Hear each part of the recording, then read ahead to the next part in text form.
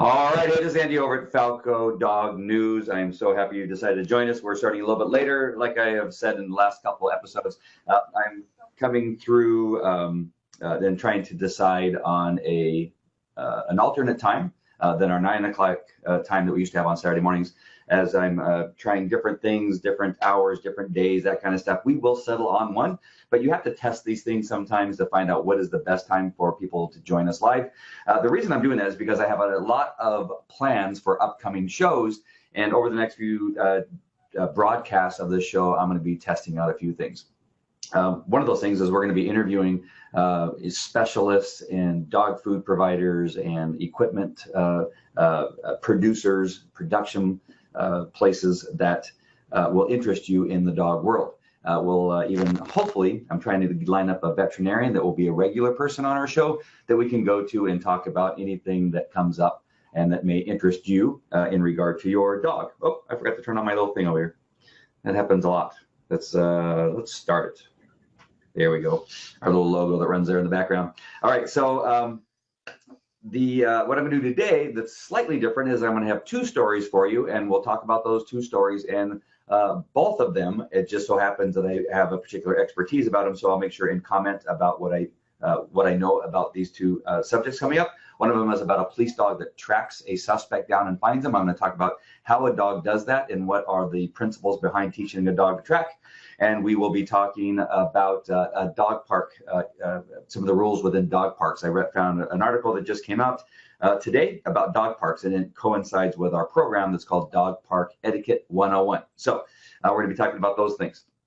Again, I have gotten a few comments from some of you in private messages and that kind of thing, but I really would like to know what it is that you want to learn from these shows. Is there anything in particular that's a burning question you have that you would like some help in getting answered? Now, you could obviously Google it and that kind of stuff, but sometimes it helps to have somebody just that has a voice that you can listen to and actually ask questions of.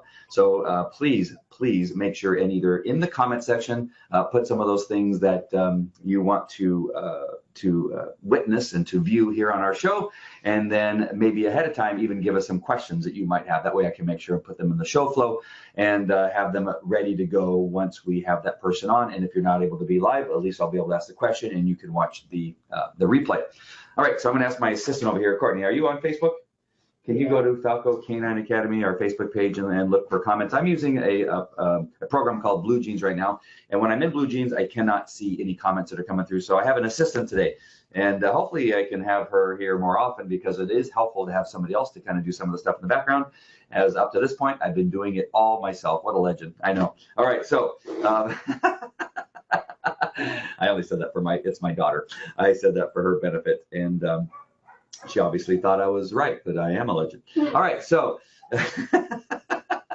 I'm going to share my screen here, and I'm going to show you one of the first articles that we're going to talk about, and that is the story about the tracking dog. So here's the tracking dog. This tracking dog is a Belgian Malinois, and just happens to be part of a state trooper department, a law enforcement department. And so his name is Scully. That's a cool name. It's very unusual that we have canines that we don't have, a name that we've often heard, like Arco or Trigger or Bruno. Yeah, Bruno's another common one, although Bruno in Anaheim Police Department saved his police officer's life. It is a great name, but Scully, I like that. X-Files. Yeah, it's a good name, and it's a good-looking dog. And so what happened here is State Police Canine Scully helped to track a woman who fled and led police on a chase. So it's in Brockton. Where is Brockton? How come I never look these things up before I start our show? Brockton is in Brockton. I don't know where Brockton is. I'm sure somebody, it's in BC. It's in Canada, British Columbia. And so State Police, well, is it really? It says BC. Postponed against BC. Oh, that's BC. Massachusetts. Brockton, Massachusetts. All right, awesome. All right, so let's go to Brockton here. A woman who led police on a chase in Brockton thought she was safe to hide in a bush until a state police canine came along. Trooper Ryan Walzak of the Troop D Community Action Team was on patrol in Brockton Tuesday night around 9 p.m. when he saw a car with an expired registration. Are you kidding me? Walzak tried to pull over the female driver, but she sped off and was driving erratically to get away because of an expired registration. There is some stupid things people run from the police for, and that is definitely one of the more stupid ones. It's a little infraction. The trooper found her vehicle. It's not even that. If you get registration, then you have them sign it off. It's a stupid reason to run. The trooper found her vehicle parked sideways across the road on Wilmington Street. The car was still running, and she was not inside. Trooper Jason Trout and Bill McSweeney responded with Canine Scully. The dog has 2 handlers. Is that how I read that sentence? Scully picked up. You're not even paying attention. You're to your dad, who's on TV. Scully picked up the woman's scent from the vehicle and tracked her to a nearby bush where she was hiding, police said. Nicole M. Petronelli, 30 of Brockton, was placed under arrest, and police discovered she was under the influence of drugs. That's why she ran. It wasn't because of the registration. And she had 4 warrants for her arrest, another reason to run. She was charged with failing to stop for police, negligent operation of a motor vehicle, and operating a motor vehicle with a suspended license and a suspended registration. So there you go. There's the reasons why she was running from the police. And so the tracking part of it, the canine that was used to track, is a fantastic use of the dog. And the reason I wanted to talk about this, because when I first became a police canine handler over there at Anaheim Police Department and went through the police canine academy with my dog, I was told that tracking was a myth, that dogs really did not do that for their human handlers, and that we weren't going to train that when I was a canine handler. Now, the police dog I got, he was a Schutzhund 3. Schutzhund is a sport where dogs are compete in a competition and get scores, and there's Schutzhund 1, 2, and 3. Those are the levels, right? Schutzhund 1 being the lowest level, Schutzhund 3 being the highest. And in Schutzhund, it is obedience, it is protection, where they bite a decoy on the piece of equipment, and the third thing is tracking. And my dog came to me with tracking already trained in his repertoire of things that he could do. So when I went to the academy, and they said, well, dogs can't really do that tracking thing. And I said, well, my dog is a Schutzhund 3. And I know tracking is one of those things. Well, you're never going to use it. It doesn't really work, and blah, blah, blah. So I went through the academy, only training my dog to bite people and to find them when they were hiding in places. And about, I don't know, maybe it was about 6 months to a year after I hit the streets with my dog and used him to search for bad guys, he would chase people down and bite them and drag them to the ground, and we'd handcuff them, and we'd all have lots of fun. One day, a call came out where a shooting had occurred, and 2 suspects were seen fleeing the scene after leaving the victim bloody and dying from the gunshots. I unfortunately was on another call and did not arrive until about an hour to 2 hours after the incident. And by then, all the police officers who had responded were gone because the suspects were gone and had fled. And the only person left was an ID tech who was still taking photographs of the scene and the casings, and collecting the casings that were spent from the shooting. And I got my dog out, and he says, well, better late than never, which of course, we're always so nice to each other there on law enforcement. And I said, well, dude, I was on another call. So I got my dog out, and I told the ID tech, I'm just going to have him kind of sniff around and see if he can find some evidence, because the one thing that I was told that my dog could do is find evidence that had human odor on it, particularly that of the suspect. And so I got Falco out, got him on leash. I gave him the command of souk. Now, I was told that souk at that time was the command for him to smell for evidence. Again, I was not a particularly, trained in the training of dogs at that time. I was brand new, rookie canine handler, new to the world. I had heard a few things about different commands and how they're using that kind of stuff.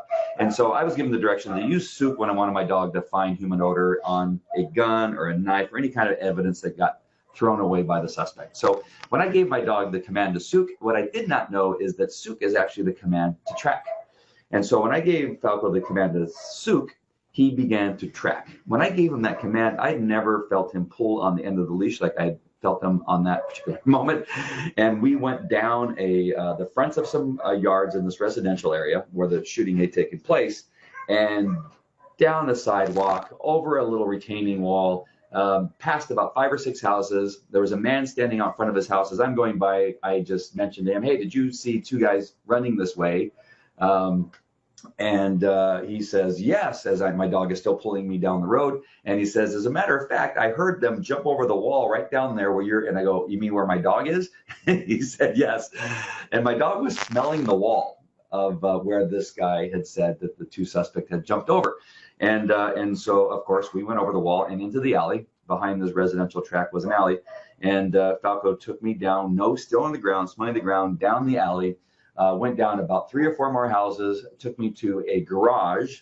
And, you know, on a garage, there is the garage door where the car drives through. And then on the side, there are often pedestrian doors where it's like a door that you walk into a room. And now you can walk in the garage. We call that a pedestrian door. And so Falco takes me right to that door. And now his breathing had changed. He was breathing a little bit more heavy. His tail was standing up. That's called flagging, means that he's on alert. The way he was standing was completely different. And he had a little bit of a growl that it was kind of coming from him as he was breathing. And as he pushed on the door, I pulled back on the leash because I didn't want him going in. But when the door swung open, it swung open and stopped about halfway because I believed that there was a bunch of junk in there. And as I had my flashlight and I'm calling for backup on my radio, I'm kind of glancing inside and I see the feet of a man laying on the floor inside the garage, off to the left. All I can see is his feet at this point because I've not gone all the way into the garage through that pedestrian door yet. And so as my backup arrives, I tell him, hey, there's a man laying down on the ground. I can see his feet. I never took my eyes off his feet. That way, if he stood up or did anything, I knew that he had done that. And as we approach the door a little bit further, I can see that there is a man laying on the ground. He's breathing heavily as if he's scared, not sleeping as he is pretending to be.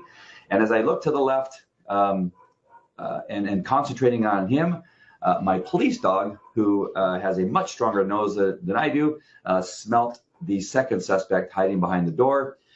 He pulled really hard on the leash to go and bite him on the leg and did so. At that moment, I then realized that my dog was biting somebody to my right because I was looking to my left. I pulled back on the leash, pulling the suspect down to the ground. Out comes the handgun, which was used in the homicide that they had just got through committing. And that I found out later that suspect was waiting for me to walk in and he was going to shoot me. So does tracking work? Was I a believer in tracking at that point? Absolutely. And how a dog tracks is they use their nose to smell the ground for ground disturbance. Everywhere you take a step, whether it's on grass, asphalt, or cement, you disturb the ground. And with that, there's some friction on your feet, right? So your foot touches the 190 pounds or 175 pounds or 250 pounds of your body, pushes down and causes friction, which then changes the makeup of the ground. On grass, it's easy because you're crushing the foliage that's on the ground and even the little tiny insects that are under your feet, you crush them. And if you were to take an onion and just smell it as it's laying there, it would smell like an onion, but not very strong. If you crush that onion, that odor is going to be much stronger because now you've opened up the insides of that onion and now the smell is very strong, right? It even makes you cry. And so if you're a dog and you're smelling the ground, you just imagine that, right? You're smelling fresh onions that haven't been crushed, and amongst that you smell the crushed onions. And so the dog follows the crushed onions, I'm just using that as an example, in relation to grass as it's been stepped on. And believe it or not, when you step on cement and cause friction or asphalt, it actually will change the makeup enough where the dog can smell it. The other thing that happens is your things off your body, the skin rafts off your skin, the deodorant from your armpits down your shirt, the threads and the things that are loose and falling off of your pants and your shirt and that kind of stuff, the dander off of your head, all of that falls off, creating a scent fingerprint. So not only does the weight of each person have a scent fingerprint, because a 175 person crushing something smells different than a 250 pound person crushing something, along with all the odor that falls off your body, everybody has an individual scent fingerprint as they leave their track. That gives the dog the ability to follow one track and not confuse it from other tracks that other people have left. And so that is what a dog can do, and that is incredible. And my dog did it on that day. And first and foremost is that he found the bad guys, right? He found 2 suspects that had committed a homicide. So the tracking led to that. And then his ability to use his nose to find people that I could not see hiding behind the door saved my life. And so forever, I'm grateful to my dog. If any of you saw the video of me getting a tattoo, on my shoulder, that one right there, of my dog, that's the reason I have that tattoo on my arm, because of that very incident of my dog saving my life. And that's why this is called Falco Canine Academy, after my dog. So there you go. So that's my story on tracking, and that's the little story that you have about how a dog can use his nose. And I know that we're broadcasting this on the Bed Bug Detection Dog Secret group and in our public group. And it's just that the power of that nose, if you just look at that ability to track, to differentiate from one odor to the next, especially as it applies to an individual who's running, that a dog can stay on that specific track, even though somebody else may walk across that track. It just goes to show you how powerful the dog's nose are and why they can find live bugs versus dead bugs if you train them correctly, and how they can pick up the odor of a single bug instead of an electrical outlet, for instance, or behind a picture. And so that is really, really cool. I see some comments coming on Facebook. Do you see anything there, my assistant, who's actually looking at her phone and not looking at Facebook? I hear some dings going on. It could be for other Facebook postings, but just anything in case something comes up there, let me know. I'm gonna have to hire somebody else. If anybody anybody's available for my assistant over there. I've been looking. All right, let's share the screen. The assistant is not supposed to talk when I'm on the air. All right, I'm gonna share my screen again. Here we go. We're gonna come to the next story, and let's go to our dogs behaving badly. And this is at dog parks, and we're gonna go over some rules and regs. And I think all of them I agree with. There may be one that's kind of not so much, but we're going to go over this anyway. And what I like about this article is it really does coincide with our Dog Park Etiquette 101, which I'll show you in just a minute. And the link for that, and it's free. If you just click on that, you'll be taken to the program. It's a series of videos about how you can benefit from having your dog trained, and some of the things you can do to make sure that your experience as a dog park is much better and actually build your relationship. So let's go to this article first. It is on Folio Weekly, which is an online news feed, I guess, and it's by Davy, D-A-V-I. With so many dog parks popping up around Northeast Florida and Southeast Georgia, my inbox is blowing up with questions about the rules. Here are some points to remember as you romp around the local off-leash hangout. Vaccinations, who needs them? You need them. Vaccinations are the best protection against contagious diseases and sicknesses. Dog parks are crawling with viruses and parasites, so before you set paw on the grass, make sure all of your shots are up to date. I guess they're writing this to the dog, apparently. And so, yes, I agree with that. You need to have your vaccinations. If you're going to take your dog to a dog park, I think it's very important. Now, you have those folks who think vaccinations are not necessarily necessary for your dog. You have people that think that vaccinations aren't necessary for children. Of course, you have those. But if you're going to go to a dog park, just get your stinking vaccinations, because your dog's going to get sick. I've seen that happen far too often. We have dogs that come into the kennels here, right? And it's just, you can't help it. Kennel cough and some of the diseases that are easily caught by other dogs is just a fact of life. And so if you can do anything to prevent them, if you're going to go to a dog park, you just need to have your dog vaccinated, not only for the good of your dog, but for the good of the other dogs, in case your dog gets sick. Okay, can I drop by the dog park when I'm in heat? Asked the dog, apparently. Hopefully that's not the human, or else I would never be able to go to a dog park. Okay, absolutely not.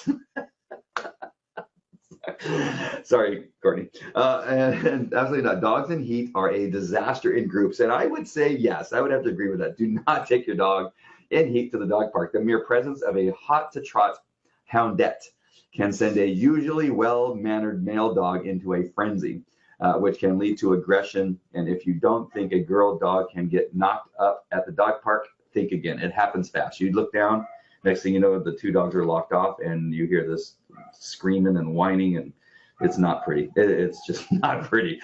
All right, so can I bring treats? Packing treats and playing with toys near other dogs can rile up the masses. If your human isn't ready to referee a fight, leave the treats and toys at home. Okay, so I don't necessarily agree with that. I don't think you need to leave them at home, because there are going to be times where you can give a treat. Say you call your dog from a group. Well, you see, you know, if you go to our program, Dog Park Etiquette, your job is to kind of maintain the I don't know, the energy, I guess there's the best way to put it, the energy of what's happening in the dog park. If you see the energy going in a negative direction, then you want to call your dog and get your dog out of that situation. It's not much different than if you have a child and you're at a park and you're at the playground and you can tell, you hear the kids starting to argue, no, that's mine, no, that's mine. And you go, hey, hey, hey, come over here, let's talk. And you separate them for a moment. You allow the energy to kind of get reduced. And then you say, okay, is everybody okay now? Let's go out and play. And you send them back out there to play. And so if you do that and you call your dog to you, one of the best things you can do to show your dog that he did a great thing is, of course, pet him when he gets there, or her. But the treat may just add to that, the training of that dog, that they came to you and not only did they get pet, but they got a treat. And it'll just reinforce that, when mom or dad calls, I need to go, because not only is it because it's the right thing to do, because I'm supposed to listen to them, but I also get rewarded for it. And so I think the treats do have a place in the dog park. You just don't want to throw them on the ground around other dogs, because of course, a dog that's not with you may come over and grab it, and your dog takes offense, and now you have a fight. So don't do that. But have them handy that you can give it to your dog in a way that's not going to be disruptive to the rest of the dogs in the park. I don't think you need to leave them at home. A toy is another thing, right? You need to, again, know what the energy is at the dog park and whether you can bring out that tennis ball or that Kong. If you've been there at the dog park with the same group of people and their dogs, and you kind of know who they are and that kind of stuff, a ball might be fun for all of the dogs, because some dogs like to chase. Some dogs actually don't like to pick up the ball, but they like to chase a dog who just got done picking up a ball, and it'll be fun for everybody. But again, you have to measure it. Sometimes it can lead to a fight, that kind of stuff, but you just need to measure it and be an attentive human being with your dog at the dog park. Again, I would say bring it, maybe hold it in a bag or something like that, and only bring it out when you know that it's not going to cause any problems. But be careful and be mindful. Maybe even ask the other people, hey, is it okay if I bring out this ball? What do you think? And just kind of start slow and see what happens after that. All right. The other dogs call me a dog dork. Am I okay to play? It's really this simple. Not all dogs are cut out for the dog park, and that's okay. Some are socially clueless, incapable of playing nice. Others may play too aggressively, crashing into each other like canine bumper cars. If your playmates are avoiding play or ignoring your cues, you may want to tweak your social skills before returning to the park. And again, it's written so that it's being, in the voice of somebody talking to the dog. But what they're saying here is that just make sure your dog is under control and you manage it. If your dog is a dork and goes in there and sniffs a lot of butts and then tries to jump on them, that is really your job to manage your dog when they're kind of dorkish and socially awkward, and manage that. I had a friend once that was socially awkward, and I would go to a bar with him and I would have to manage him. And it was like, if I decided to go out with him, my job was to manage him and not allow him to be so dorkish, and to protect him from himself, because he was kind of a moron. And so, but that's what I got for going out with that friend, right? And so you have to take on that responsibility if you put yourself in that situation. If you have a dog that's socially awkward and you take him to the park, then you need to make sure that you manage that dog and don't put him in situations where he's going to cause a fight. Should my human be texting while I'm zooming around the park? No, I don't even need to read that. No, it's hard, right? We all want to text. It's just when you're there with your dog for that half hour, 45 minutes, an hour, just kind of refrain, because maybe your dog is perfect, right? Maybe your dog goes over and says, excuse me, would you like to play? And then they shake paws and they go and play. Maybe that's your dog.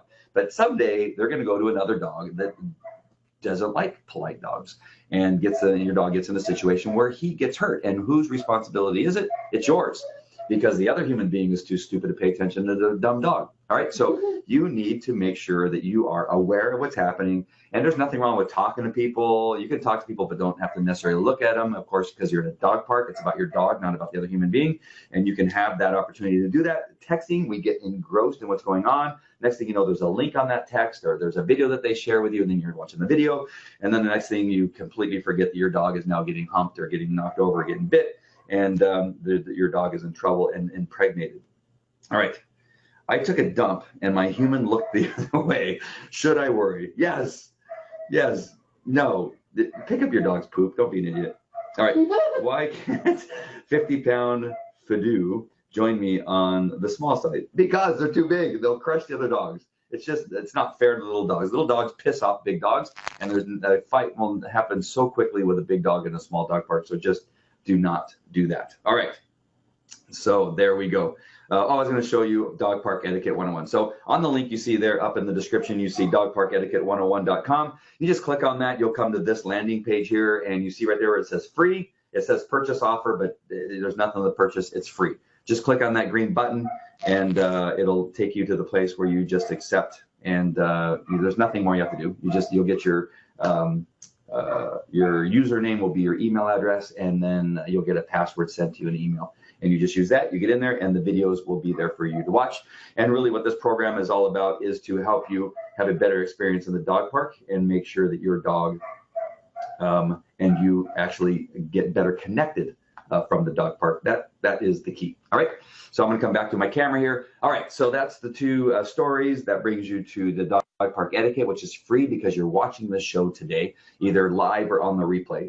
It's all good. That program is for you to enjoy. Of course, when you get into the website, there's other programs that you can get into if you want to be a trainer, or if you want to do further training with your dog. There's other opportunities for you to do that on that website. You just click around and go to the store, and you'll see what's available. All right, so a little bit different here. What I want to do is begin to share what we teach people on the very first day of our pet dog training class. And so I'm going to take you to a keynote presentation where I have a few slides. I'm not going to go through the whole thing because it actually is an hour class, but I'm going to go through like the first 13 or so slides and talk a little bit about what you need to know to get started with our training. And I'm hoping that you will enjoy it. As each one of the weeks comes up, when we have a time, I'm going to go through the whole presentation through each one of our episodes and eventually get through the whole thing. So I'm going to go ahead and bring up the keynote here so that it's ready to go. And then I'm going to share my screen here. Got a few little things that I do here at the same time. Let's hope this works. Hopefully, Courtney, if you can tell me when I do share this keynote, if it actually shows. There's going to be a little bit of a delay. But I'm going to talk through this. So when you see it, if you're watching, if you see that it says Falco Canine Academy Human Training for Your Dog, that would be great to let me know that the rest of the audience can actually see it, because I can. Okay, awesome. All right, so this is slide one of our presentation. There used to be, when we had the old version of our group training, the very first day was held in a classroom at our office there on Berry Street, and we would invite everybody in without their dog. But with the advent of the internet and all the things that go along with it, I've learned to just simply send this to them in email, and I have a video that I created that goes along with it. So you will get, if you decide to come to our training and be a part of our training here, you will get this presentation. If you are not around here and you get into our dog training course that's online, the same place that you find the dog park etiquette one, you will get this training also. You'll get it in the video, and we'll talk. It'll be me in a video that I pre-recorded that talks about all the details about our training, how it started, all that kind of stuff. So that's where we're going to start on this one. It's just simply talking about Falco Canine Academy and how it came about. So it was born out of police canine background. That was from me. I was in Anaheim Police Department. I worked at Anaheim for 24 years. And got into the canine unit actually as a reserve before I even started my full-time career. I was a decoy and would be the guy that hid in the cupboards or underneath the bed, and they would send the dog to go in and find me and bite me and pull me out from under wherever I was hidden.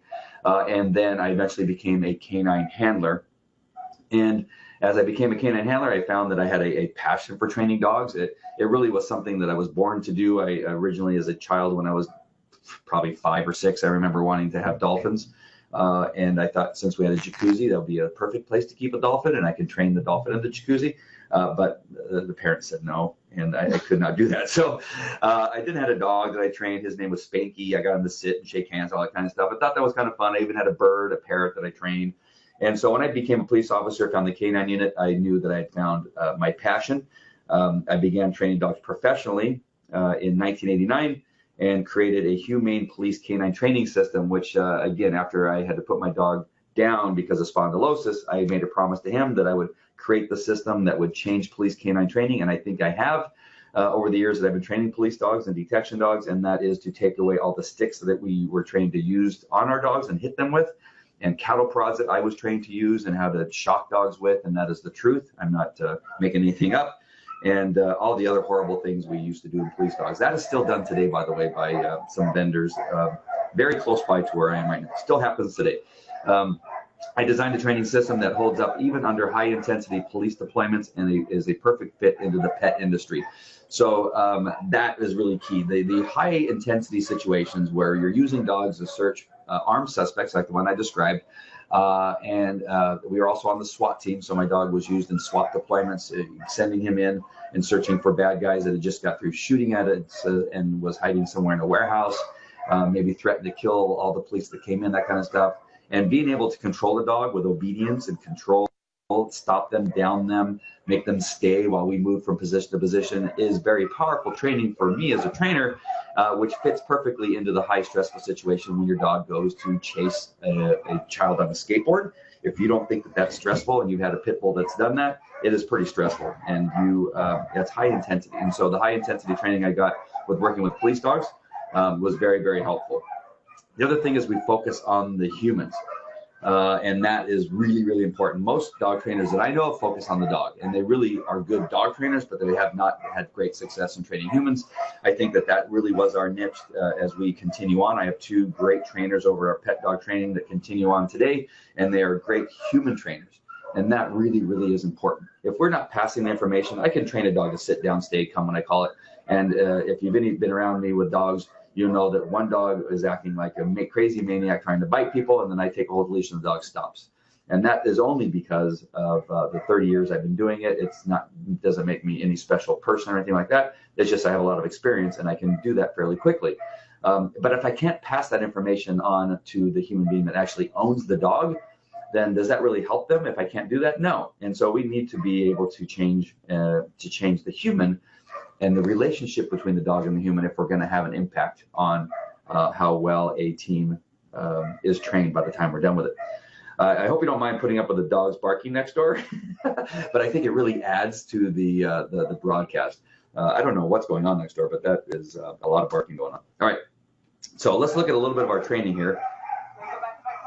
Oh wow, I wonder if that's coming across. Can you guys? I wonder if you can hear the volume. I don't want you to turn on the volume because it'll have the feedback. So there's an aggressive Rottweiler who tried to eat that pit bull.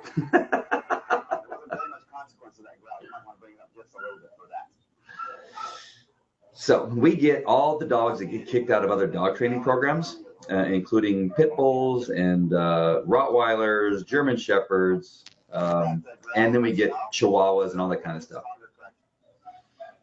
So we talk about felonies as far as behavior. If there's a felony behavior, we need stronger consequences. When we have a misdemeanor, maybe not as strong a consequence. If we have an infraction, that just merely means maybe a verbal warning and all those kinds of stuff. So it really makes it easier for our training. And I know that there's purely positive training out there, and that works for dogs that can handle purely positive training. If a dog is acting out with aggression, I am telling you that purely positive training for a person who's not willing to become a trainer in purely positive techniques, who simply just wants their dog to stop eating the children next door, we need to take other steps and make sure that they're still humane, and we make sure that we're still building the relationship between the human and the dog. All right, so I'm going to move on out of this because my voice is annoying to me. All right, Falco's purpose statement, to create a loving and respectful relationship between the humans and their dogs. That is really the basis, and that is our purpose statement. It's building that relationship. If you don't have a relationship with your dog that allows you to just be so happy to see them, or to be happy to take them on walks, or to take them with you to the beach or on hikes and that kind of stuff, what kind of relationship is that? It's one where the dog sits in the backyard and you go off and do all those things without the dog, right? We want the relationship to be in such a way that you do things with your dog and you spend time with your dog and want to do that, right? Some people feel like they have to do that. Would you rather want to do it, or would you rather have to do it? If you have to do it, you're not going to do it as often. But if you want to do it, you're gonna take your dog to places like Lazy Dog restaurant here in Orange County and take your dog with you and enjoy the time with not only the person that you're having lunch with, but with the dog that you brought along with you, and then feel comfortable that your dog's going to be fine if somebody else were to bring their dog to Lazy Dog restaurant. That is what we're looking for, and that is the relationship. And reduce the times that your dog runs out the front door and doesn't come back when you call, right? We don't want that because that harms the relationship. So that's our purpose statement. And so how do we do this? You know, if it's so good, how come everybody doesn't do what you do? Well, because we are just better, number one. And number two, I think people will get confused as to what training should look like, right? It really should look like that of a very good parent teaching and raising their children. It's very, very similar. Is there time for punishment with your child? Yes. Is there time for withholding something from your child, not giving them what they want, not allowing them to go to Disneyland or go hang out with their friends? Is there time for that? Absolutely. Does that work for dog training? Yes. Does there need to be rules and boundaries? Yes. And that's probably one of the biggest issues with most dogs, is that humans don't have rules and boundaries for their dogs. And it is extremely important. Dogs love and desire a relationship with somebody of leadership. And if there is no leadership in a dog's life, they flounder, they become aggressive, and it goes poorly. And they always say, why does my dog bark all the time? I can't get him to shut up. And why does he run out the front door and I can't get him? It's because you lack leadership, and your dog does not respect you and doesn't find that it's necessary to come back to you when you call, or doesn't think it's necessary to listen to you when they're acting out, barking and lunging at other people and that kind of stuff. So how do we do this? We find the tools that are correct for you. That's the key. I love people that are just purely positive people, and that's all they do, because there's a 90% of the dogs in the world that we're going to find are customers.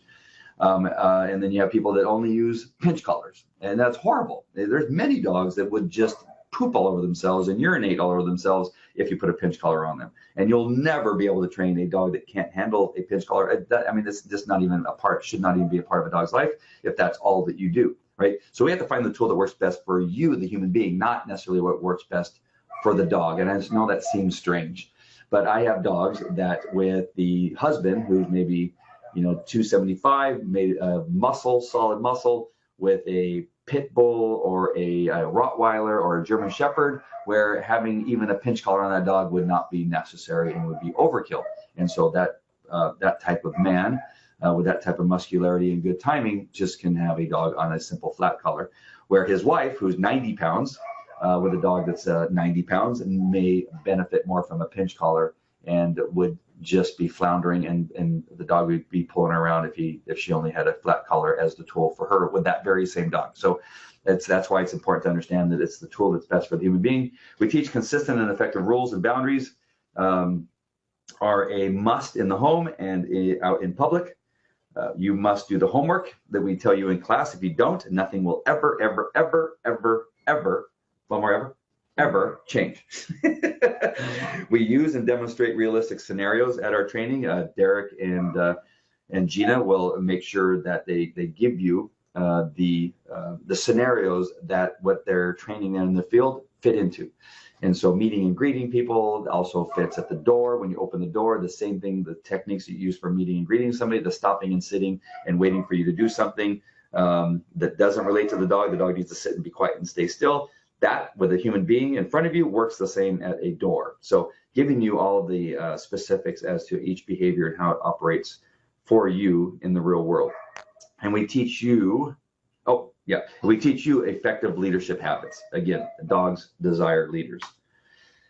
I'm going to skip the story of Max, because simply that's a dog that was just horrific and super aggressive and nasty, and tried to bite people, and the leash had knots on it and was very bad. And then I was able to take the leash from that dog, and the dog went into perfect obedience. And it really is the suggestion that we needed to give the humans the power of leadership. This man and woman were both afraid of that dog and had no leadership skills with that dog, and that's why the dog acted up. Here's the video of that dog walking with my son, just so you can see what that looks like. That's the dog. When you saw this dog in the hands of the humans he lived with, the dog was nasty, growly, showing teeth, spit flying, and just nasty. Watch, there's going to be a human here on our right, and my daughter at that time, she's probably 3, I think. Maybe less. She might even be like 2. How old is Ray Ray there? Can you see it on the screen? I don't know how old she is now. She's 8. I think she was like 2 there. And she's walking this shepherd. I'm telling you, this dog was super aggressive, nasty. It was probably the most aggressive dog. This would have been a good dog to film for those Cujo movies. And they could use that and had that in the can and used it for other things. All right. So I'm going to just move on. All right. I think I have, this is going to be the last slide for today. So you asked, to gain love and respect, and most importantly, leadership, what training tool will be right for me and my dog? And that is the pinch collar, the halty, the food reward, click and treat, gentle leader, which I hate, harness, which I don't recommend, electronic collar, sometimes good, flat collar, voice, can of pennies that you throw at the dog, toys, rolled up newspaper? I don't know. I know a couple of those that will never be used by us, and that's a gentle eater. But we do not know what is going to be right for you until we get you on the field or do some type of evaluation. So, but we will, and we will find out what that is, and that is our job when we're on the field. And so let us do that for you. One of the things that will get you started is if you call our office and get set up with an evaluation.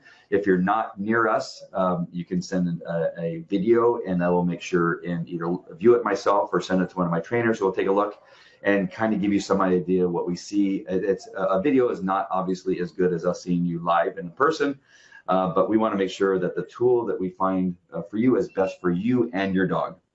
And it may be different for each individual in the house. All right, so, lost my cursor.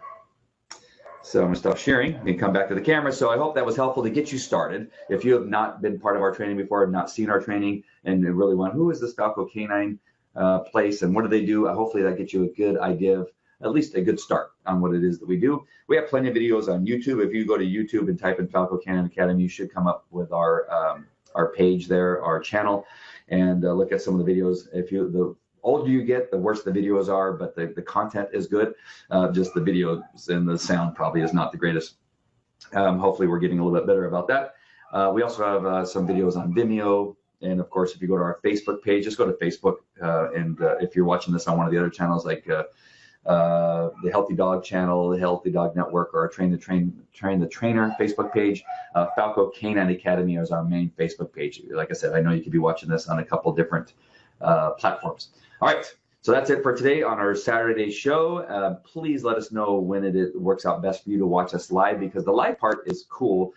Because you can send us comments, and my moderator, who's again looking at her phone over there, will pay attention. Pretty soon, this Blue Jeans application, what I understand is they're going to have the ability for the comments to come into the application, so I'll see what's happening a little bit more readily. So stay tuned, make sure and subscribe, make sure and like, send this to your friends. That would be awesome. The more people we get on live, the better it is for us. And again, we just want some comments. And again, you can send them in a private message or in comments. I get a lot of private messages for some reason. Really, I wish you would put them on the comment. Other people could learn from what it is that you write, but whatever works for you, I am happy with. All right, I will see you at the next Falco live show that we do, which could be sooner than you know. Just stay tuned to our Facebook page, and we will give you an announcement, let you know when we're going to be live. All right, take care. I'll talk to you later. Bye.